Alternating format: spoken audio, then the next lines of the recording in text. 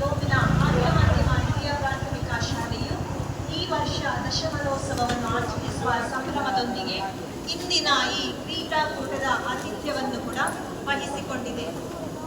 ಮನವೆಚ್ಚುವ ಶಿಬಿರಗಳಿಗೆ